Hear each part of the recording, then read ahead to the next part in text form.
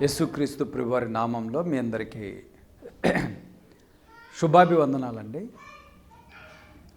సత్యవాక్యము కార్యక్రమాన్ని చూస్తున్న మీ అందరినీ మరొక రీతిగా కలుసుకోవడానికి దేవుడు మంచి సమయాన్ని అనుగ్రహించాడు. ఈ ప్రాముఖ్యమైనటువంటి సమయంలో నేను చెప్పేటువంటి లేఖన భాగం ఏమనగా, ఈ మాట నమ్మదగినది. ఏ మాట? ఈ మాట నమ్మదగినది. తిమోతికి రాసిన 2వ పత్రిక 2వ అధ్యాయము 11వ వచనంలో, ఏదనగా మనం ఆయనతో కూడా చనిపోయిన వారమైతే ఆయనతో కూడా బ్రతుకుదుము, సహించిన వారమైతే ఆయనతో కూడా ఏలుదుము. ఆయన్ను ఎరుగమంటే మనలను ఆయన ఎరుగమనను. మనము నమ్మదగని వారం ఆయనను, ఆయన నమ్మదగిన వాడిగా ఉండను. ఆయన తన స్వభావమునకు విరోధముగా ఏదియూ చేయలేదు. మనము నమ్మదగని వారం ఆయనను, ఆయన నమ్మదగిన వాడిగా ఉండి ఆయన తన స్వభావమునకు విరోధముగా ఏదియూ చేయలేదు. ఈ మాట నమ్మదగినది. అదేమనగా, మనం ఆయనతో కూడా చనిపోయిన వారమైతే, అయితే మనం ఆయనతో కూడా చనిపోవాలి. ఆయనతో కూడా ఎలా చనిపోతాము? బాహ్య సంబంధముగా కాదు, ఆత్మ సంబంధంగా. రోమాపత్రిక 6వ అధ్యాయము 6వ వచనంలో, ఏమనగా మనం ఇకను పాపమునకు దాసులము కాకున్నట్లు, పాప శరీరము నిర్ధకమగునట్లు ఆయన ప్రాచీన స్వభావము ఆయనతో కూడా సిలువ వేయబడినని ఎరుగుదము. చనిపోయిన వాడు పాప విముక్తుడని తీర్పు పొంది ఉన్నాడు. మనము ఆయనతో కూడా చనిపోయినప్పుడు ఆయనతో కూడా సిలువ వేయబడతాం. ఇది ఆత్మ సంబంధంగా. ఆయనతో కూడా సిలువేయబడినప్పుడు ఆయనతో మరణిస్తాము, ఆయనతో సమాధి చేయబడినప్పుడు ఇప్పుడు చనిపోయిన వాడు పాప విముక్తుడు. మనలో ఉన్నటువంటి పాప విముక్తుడు చనిపోయాడు. చనిపోయినటువంటి పాప విముక్తుడు మళ్ళీ మన ప్రాచీన స్వభావమును ఆయనతో కూడా సిలువేయబడి, అంటే మన ప్రాచీన పురుషుడు ఎవడైతే ఉన్నాడో, పాప పురుషుడు ఆయనతో కూడా సిలువ వేయబడి ఉన్నాడు. ఇదే రోమాపత్రిక 8వ అధ్యాయము 36వ వచనంలో కూడా ఇలాగూ రాయబడి ఉన్నది. ఇందును గూర్చి వ్రాయబడినది ఏమనగా, నిన్ను బట్టి దినమెల్ల మేము వధింపబడిన వారము, వధకు సిద్ధమైన గొర్రెలమని మేము ఎంచబడుచున్నాము. ఆయనను మనం ప్రేమించిన వాని ద్వారా మనం వీటన్నిటిలో అత్యధిక విజయము పొందుచున్నాము. ఇక్కడ రోమాపత్రిక 8వ అధ్యాయం 36వ వచనంలో, నిన్ను బట్టి దినమెల్ల వధింపబడుచున్నాము. ఆయన మన కోసము దినదినము,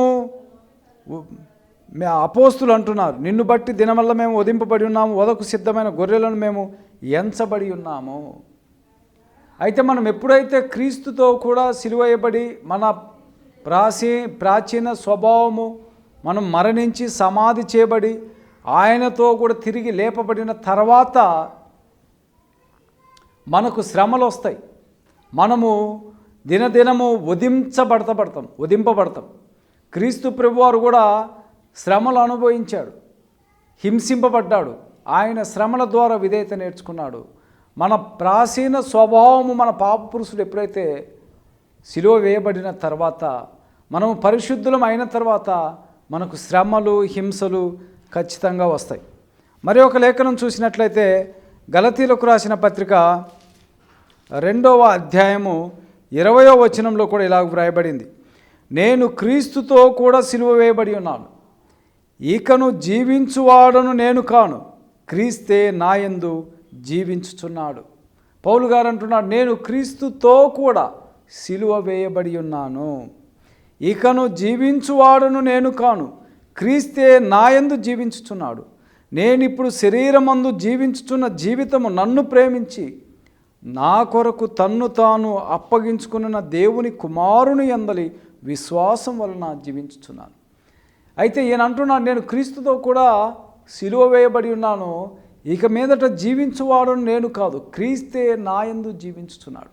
మనము క్రీస్తుతో కూడా సిలువ వేయబడినప్పుడు క్రీస్తే మనలో జీవిస్తాడు. క్రీస్తుతో కూడా ఎలా అంటే, ఆయన మరణ సమాధి పునరుత్థానంలోనికి బాప్తీసము ద్వారా మనము మరణించినప్పుడు, చాలామంది ఉన్నారండి, బాప్తీస్మము అవసరము లేదు, బాప్తిస్మము అవసరము లేకుంటే పౌలు గారు నేను క్రీస్తుతో సిలువ వేయబడి ఉన్నాను, ఇక మీదట జీవించువాడు నేనే కాదు, క్రీస్తే జీవించుచున్నాడు. ఒకవేళ బాప్తిసముగిన అవసరముగిన లేకుండా పరలోకానికి చేర్చడానికి బాప్తిసం అవసరము లేకుంటే ఆ రోజు అపోస్తులైనటువంటి పౌలు గారు అననీయ దగ్గర బాప్తిసం తీసుకోవాల్సిన అవసరం లేదు, నపంసకుడు తీసుకోవాల్సిన అవసరం లేదు, 3000 మంది బాప్తిసం పొందాల్సిన అవసరం లేదు. అపోస్తుల కార్యం 26వ అధ్యాయములో అర్ధరాత్రి సైనికులు బాప్తిసం తీసుకోవాల్సిన అవసరం లేదు.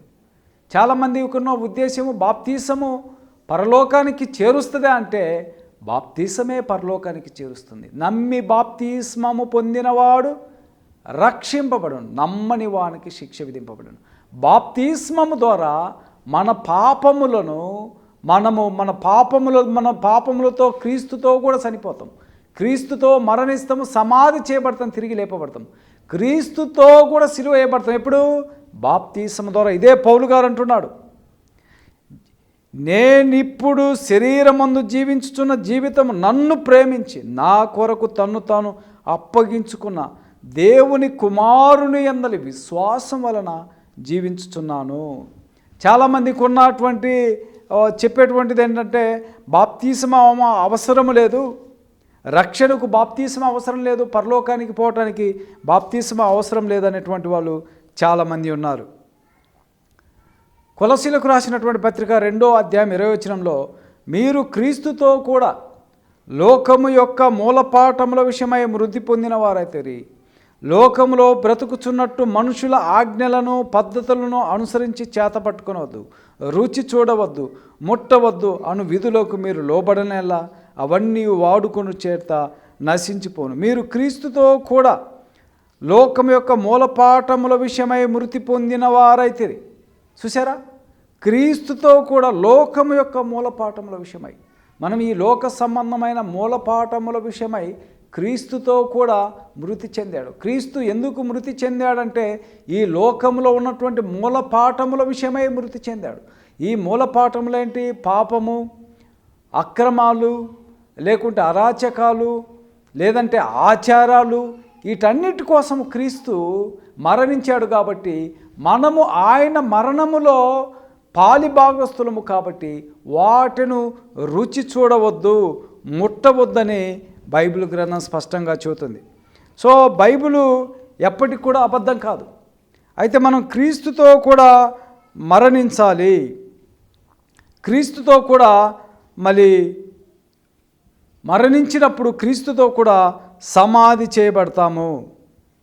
మరి ఒక లేఖనం చూసినట్లయితే కొరింథీయులకు రాసినటువంటి 2వ పత్రిక 4వ అధ్యాయము 11వ వచనంలో ఏలైనగా యేసు యొక్క జీవము కూడా మా మర్త్య శరీరమందును ప్రత్యక్షపరచబడినట్లు సజీవులమైన మేము ఎల్లప్పుడూ యేసు నిమిత్తము మరణమునకు అప్పగించుచున్నాము.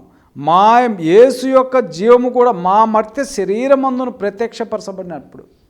పడినట్లు మరి క్రీస్తు యొక్క జీవము మన శరీరమందు ప్రత్యక్షపరచబడేది ఎప్పుడు? మనము క్రీస్తుతో సిలువేయబడాలి. ఎలా అంటే బాప్తిసం ద్వారా.